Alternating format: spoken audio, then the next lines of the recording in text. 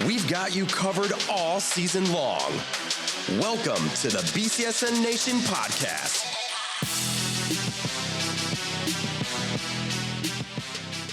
All right, here it is. Welcome to Season 2, Episode 28 of the BCSN Nation podcast, presented to you by Buffalo Wild Wings, here with Coach Mike Robb, Justin Feldkamp, and we are going to have the greatest of all times. Gentlemen, the weather's been warming up. We've had some wonderful days the last couple of days, so spring is springing right around the corner here. What is one thing you guys are looking forward to the most as weather starts to warm up? We'll start with you, Coach Mike Robb. Well, you know what? I'm just looking to get back outdoors. That's just my favorite thing to do here in the city of Toledo is to go to Wildwood Metro Park and spend a lot of time there walking around. But the only thing about it is on the nice days, I'm like, where are you guys at on the cold and mid to cold days? Because everybody comes out the woodwork. Everybody comes out, but you know what? I like it. People getting out the house, getting off the couch, moving around, getting that vitamin D. I love when people outside enjoying it and not just sitting inside in the house. So, all right, Justin. Amen. Well, it's supposed to be 72 degrees here on Wednesday. Wearing flannel cards?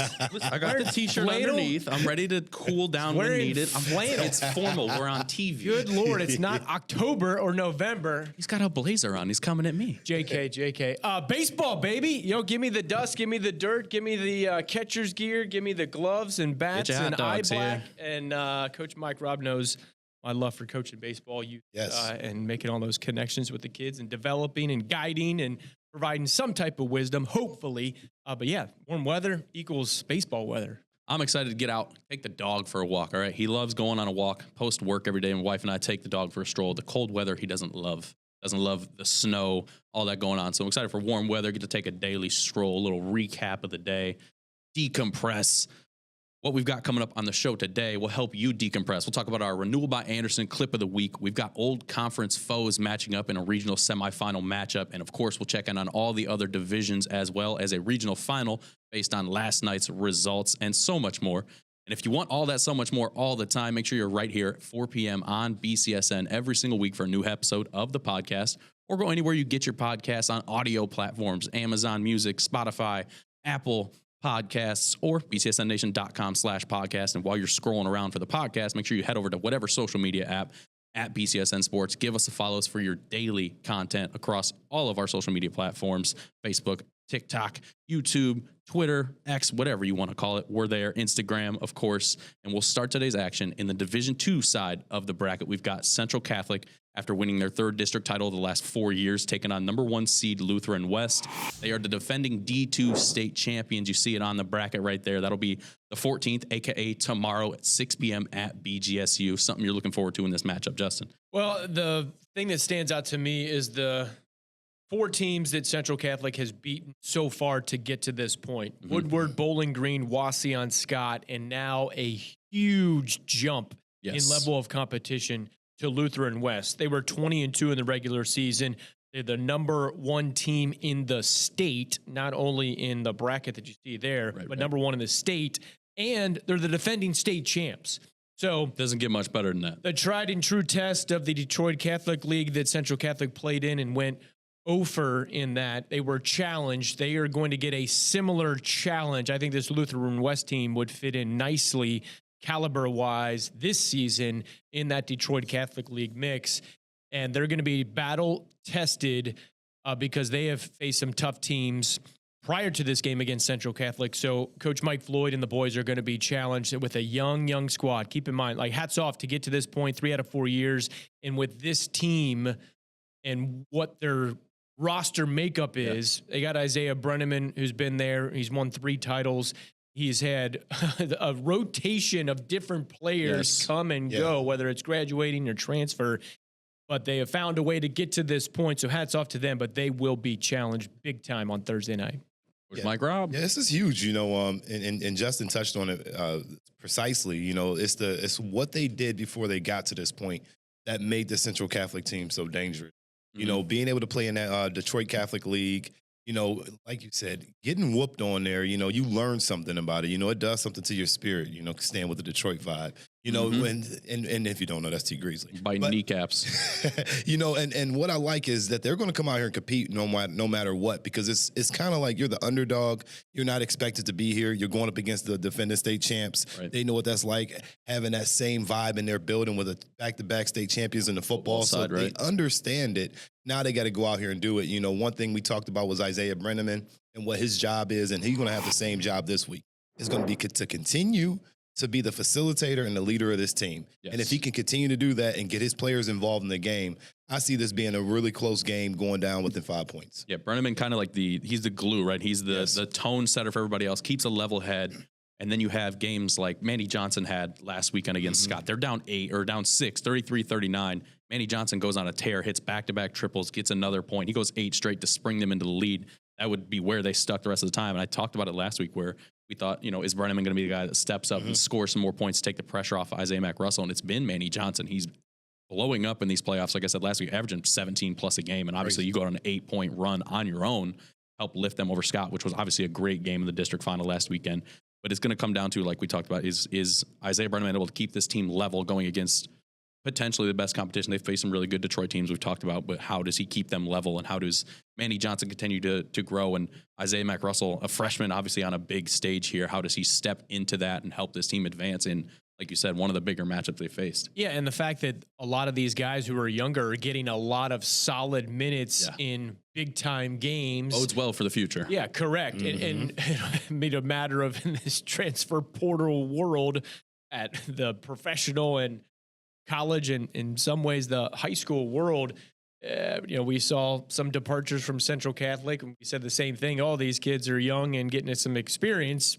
Will it pay off on Central Catholic's roster? And that necessarily isn't the case with every single player that's been in an Irish uniform the last few years. But regardless, this current crop of talent that Coach Floyd has, we've listed them all off here, definitely capable of being young, but also being successful in getting some victories. But again, it's going to be a tough test against Lutheran West. So the winner of this one obviously will take on the winner of Shelby and Shawnee. That'll be at BG on Saturday, but we got some business to take care of on Thursday first for the Irish. Somebody that did take care of business this previous weekend is one of our top male 20 athletes of the last 20 years here at BCSN. We're heading back to the Hive. We already saw his big brother. We're going younger brother this time. It's 𝗦𝗫ce 𝗶𝘶𝘶. Marcus getting the job done this previous weekend. He won his 3rd state title back to back to back. Marcus, the three-peat. He's the number 2 ranked in the nation at 132 pounds. He's already a gold medal world team winner for U.S. He won the U17 gold medal last year in 2023 in Istanbul, Turkey. He's beaten now number 5, but then number 1 wrestler in NCAA, college wrestler Matt Ramos, a teammate of his brother Marcus, at the Clarion Open last fall, which is filled with mostly college wrestlers, a handful of high school guys in there. He's helped Perrysburg to 3 straight state title runner-up finishes. Words. He also, career record, right, get this guy 157-2. That's 3 years, 150 mark for wins is something that a lot of guys don't reach in their entire high school career. Obviously, we talked about big brother Joey Blaze. We got 2 Blazes on the top 20 list. After this season just completed, right, he intends to go train to try and make the U.S. Olympic team. He's going to go to U.S. Olympic trials, train to get there, to go to France to compete with the U.S. team. Yeah, this kid is ultra determined. I mean, he's well within reach of 200 career high school wins and 4 state titles.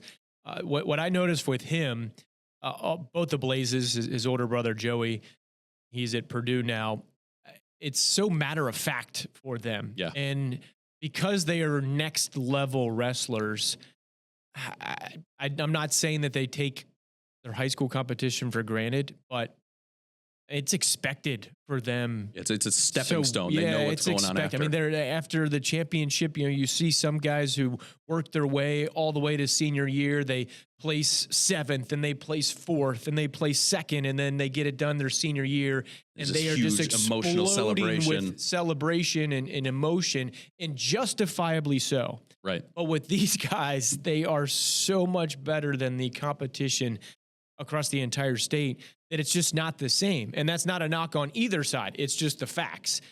but he is so well deserving. And this was timed out perfectly by happenstance. We just take the top 20 boys and girls, or men and women of the last 20 years of BCSN, and we did it in alphabetical order. And Marcus just happened to be right here this week following Sunday's championship. So that was just luck. No planning on my part for that. But Marcus Blaze, hats off to you.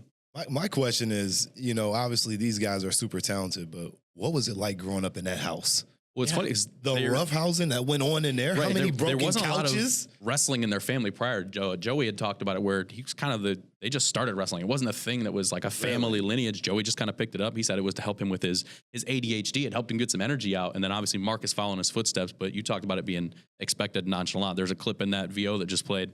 Marcus just kind of brushes his shoulders off after winning his third straight title and was like, on to the next one. And Coach Scotty Barnett, head coach over at Perrysburg, talked about recognizing a generational talent and letting people be appreciative of what Marcus Blaze is. Generational talent, obviously a top 20 athlete in the last 20 years here at BCSN. It's time to move on to a huge matchup in Division I. We've talked about this one and excited for it as these playoffs have progressed. Whitmer and Perrysburg, two divisional foes that have faced off plenty over the last 20 plus years. Whitmer, able to beat Perrysburg last Friday in the district final. St. John's able to top Northview. Now to meet up at UT, Whitmer, and St. John's. Look, this is huge, and the game that this is on a lot of different levels. You're looking at this battle here. This is an old track battle, old foes City League here. battle. City League battle. These teams go all the way back, so there's a lot of history there. But more important, you look at this St. John's team and you see them peaking at the right time. Yeah. St. John's is really starting to peak at the moment, and then you flip the side and you look at Whitmer. I think that this game is going to come down to 3 points. This is an Antoine West type of game, and every time I say that, it don't really end up being an Antoine West game. But We're keeping our faith in you, Antoine. This is an Antoine West game because now you got the bigger floor. It's a little bit more spaced out, but the biggest challenge that they're going to have here is playing with, the open space behind the back of the rim. Yes. Being able to see the depth perception, seeing people walk around in the back and having the student sections in the back. This is why they didn't play at Central Catholic, and pick where they play at. So can they manage that, and can they manage the expectations of slowing down 𝗦𝗫ce 𝗶𝘁𝘀 and what he's been doing over the past 4 weeks, and just been on a tear. Absolutely. All right. This matchup is as juicy as it gets for Northwest Ohio people. These two teams played in a preseason scrimmage. They did not play during the regular season. First time in 27 years they haven't played regular season. And keep in mind, Whitmer and St. John's were in the City League together, then in the Three Rivers Athletic Conference together. Now Whitmer's in the Northern Lakes League. St. John's is in the Detroit-based Catholic League in the Central Division. So they did not play. St. John's not necessarily too happy about the fact that Whitmer did not play them, and some other NLL schools chose not to play them in the regular season. So there's that. But this comes down to one question, in my opinion, as to who comes out on top. Who wants to play better on defense and win the rebounding battle? Because both of these teams have guys who can score. Jalen Murphy, Joe Taylor, 𝗦𝗫ce 𝗶𝘁𝘀, Antoine West, Mekhi Leach, Elijah McLeod for both the Titans and the Panthers. Top profile guys who are on our BCSN first team all BCSN top 30 list. Some of them on our top 10 list. We'll release the top 5, the final candidates and winners, awardees, honorees on Friday during Game Day Nation overtime at 10:30 on BCSN. You may or may not see some of those names, so be in tune for that. But this game is fantastic. I hope it's a packed arena at Savage. I hope that people go out there and respect the talent that is on the floor. The team-based cohesiveness of both of these teams who have done tremendous things all season long. Coach 𝗦�57, Coach Schoen, two wise basketball minds. This is why I said it's juicy. It's got all the makings of a potential BCSN classic. And it's got all the makings based on a lot of previous playoff experience, right? West in 2022 able to beat St. John's on a buzzer-beaten three-pointer. St. John's beat Whitmer last year in the district final, so a lot of playoff build-up. They haven't met in the regular season since that playoff win for St. John's, so a lot of playoff pent up. What, Mike, you got something to say? And St. John's is the underdog here, and the pressure's on Whitmer. Yeah. Oh, the pressure's definitely on Whitmer. We said in the regular season, early in the regular season, they can do whatever they want in the regular season. Absolutely. It's for Whitmer and Coach 𝗬𝗪cy and the talent on this team. It's about delivering in this time of the year. Postseason. Right. I remember, I think it was the first episode we talked about. It was last said the postseason and in the post. That's what has to happen here tonight. You talked about the rebounding. They have to get on the boards, and they also got to handle this man, Joe Taylor, who is going to be a force defensively. You know, he's going to be all over the court. And are they going to take the same mentality like St. Francis did, sag off of that guy because he's not so much of a scorer, and then let him drop 27 points? So it's a lot of chess matches going on in this game, and I'm looking forward to this one tonight. And if you're looking forward to it, make sure you're tuning into BCSN app tonight at 7 o'clock at Savage Arena. This one will go down. We're talking about Whitmer. We're going to stay with the Panthers for our Renewal by Anderson clip of the week.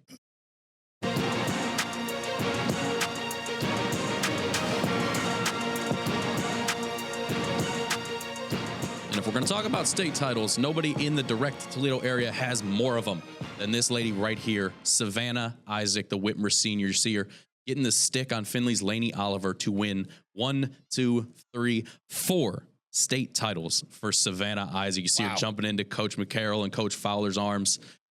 I was there, obviously right there. I've known Savannah since she was in junior high school. Very, very excited, emotional moment for both of them. Coach Fowler talked about it again, where this is a 1 in a million thing.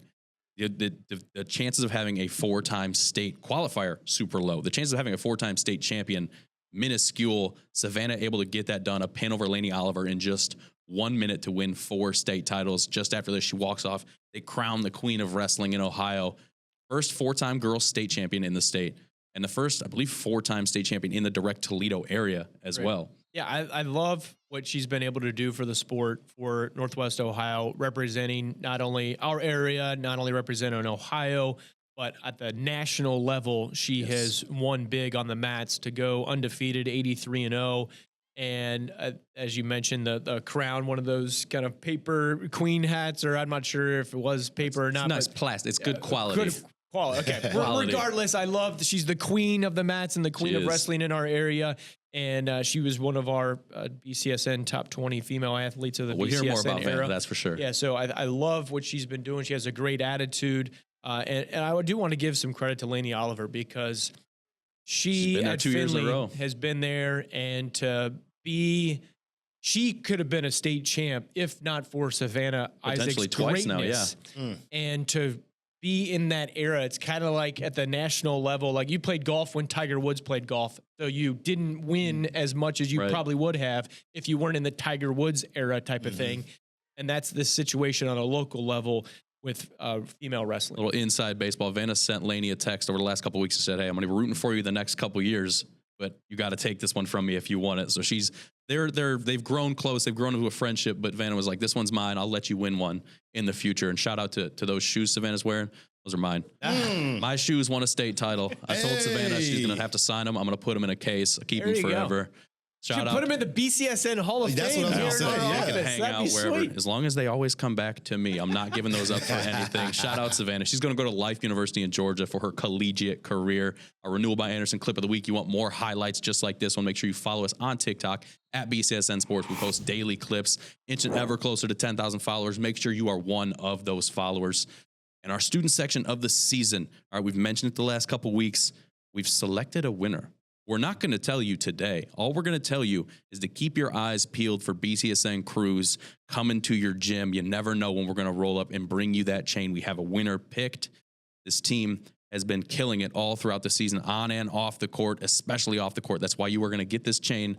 Who is it? Stay tuned. Find out. We'll bring that chain to you ASAP, but it's a surprise. We're not going to give it away. Build the suspense. Exactly. What are we here for? But we're going to break the suspense on the D3 regional semifinals here.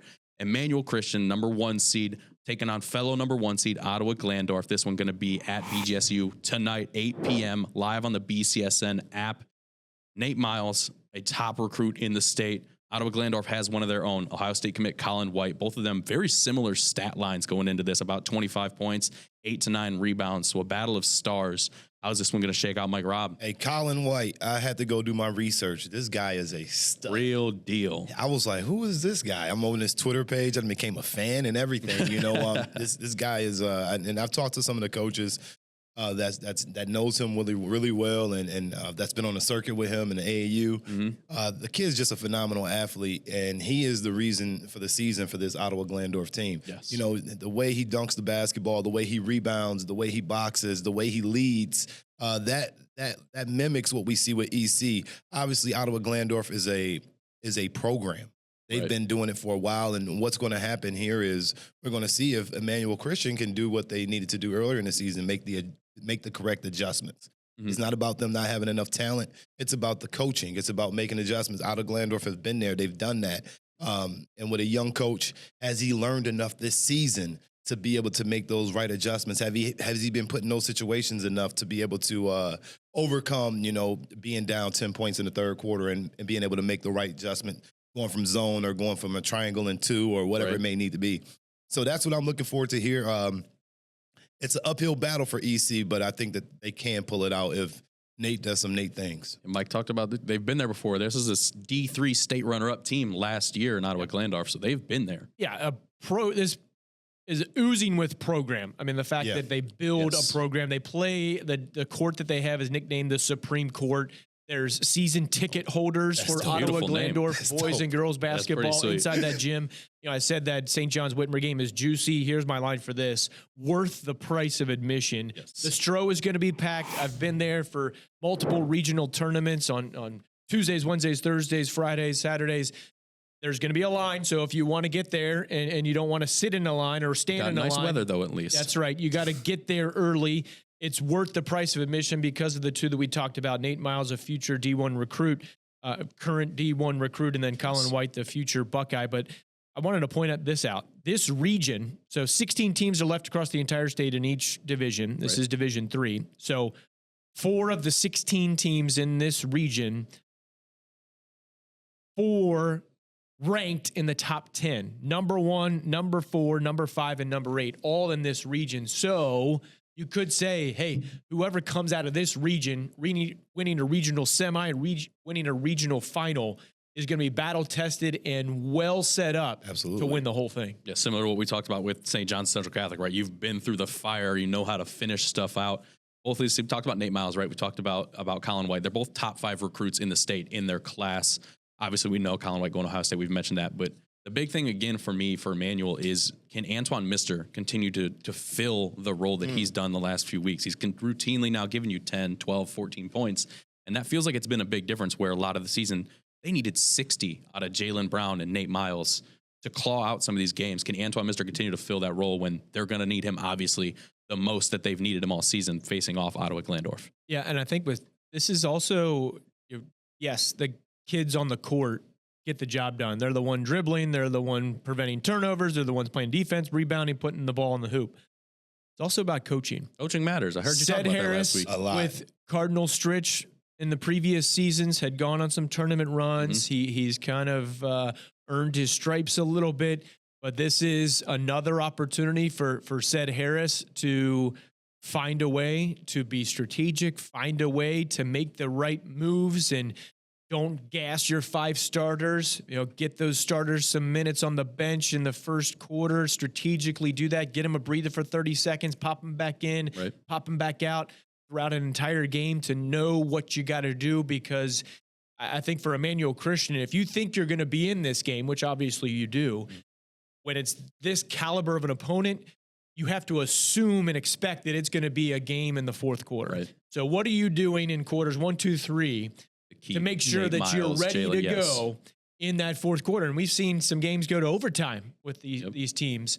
Ottawa Glandorf in the district tournament. So I think that this is an opportunity and in some ways a challenge for Ced Harris and his coaching staff, who is primo. The Joplins are on this coaching staff, and they are well-versed in some of those Stritch connections coming over to Emmanuel Christian.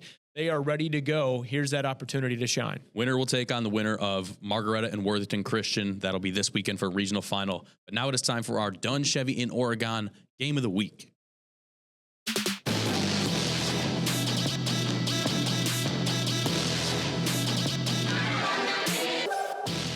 All All right, our game of the week preview this week, D4 regional final. We mentioned it, hinted at it. Toledo Christian picking up the win last night over Pandora Gilboa, 51-43. Lima Central Catholic, who they will face off against, the Thunderbirds. They beat Old Fort last night, 65-44. This is going to be 7 p.m. at BGSU this Friday, live on the BCSN app. TC continuing this playoff run. This matches the deepest playoff run Toledo Christian has ever made. 2009, they made it to the regional finals as well, where they lost to Collegiate 46-41.